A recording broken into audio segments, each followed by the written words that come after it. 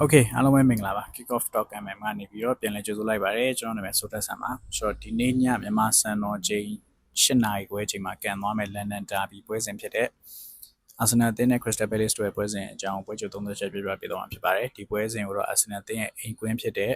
Emirates Stadium မှာရှင်မြန်ကစားသွားမှာဖြစ်ပါတယ်ဆိုတော့Arsenal အသင်းအနေနဲ့မနေ့ညက Liverpool အသင်းဟာရှုံးပွဲကြုံတွေ့သွားတဲ့အတွက်ကိုသူတို့အနေနဲ့အမှတ်ဖြတ်ဖို့အတွက်အကောင်းဆုံးအခွင့်အရေးတစ်ခုကိုရရှိထားပြီးဖြစ်တဲ့အတွက်အနိုင်ရဖို့အတွက်ကိုဖြစ်တဲ့အတွက်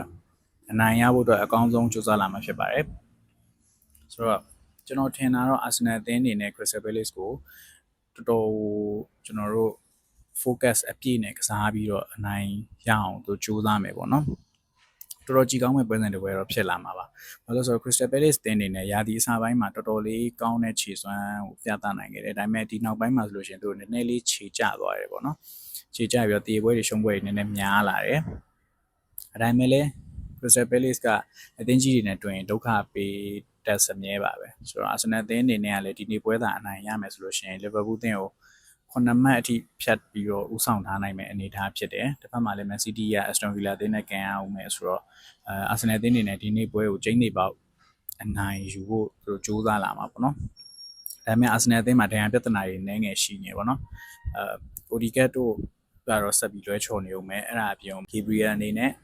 ဒါမဲ့ပဲဒါမှမဟုတ်ရှင်နောက်ဘက်လောက်မှပြန်ပြီးကစားနိုင်မယ့်အနေအထားဖြစ်တယ်။ဒဏ်ရာရလူစင်းထဲမှာ Gabriel ပါထပ်ပါလာခဲ့တယ်ပေါ့ဆိုတော့ Arsenal အသင်းရဲ့နောက်တန်းမှာကျွန်တော်တို့ Saliba နဲ့ Mosquera တွေ့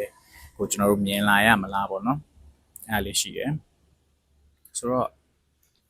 Arsenal အသင်းအနေနဲ့ဒီနေ့ပွဲစဉ်လာအနိုင်ရခဲ့မယ်ဆိုလို့ရှိရင်တော့တော်တော်လေးကိုကျွန်တော်တို့ရမှတ်ဖြတ်ထားနိုင်မယ့်အနေအထားမှာရှိတယ်နှစ်သင်းစလုံးကဖွင့်ပြီးတော့တိုက်ကြမယ့်အတွက်ကို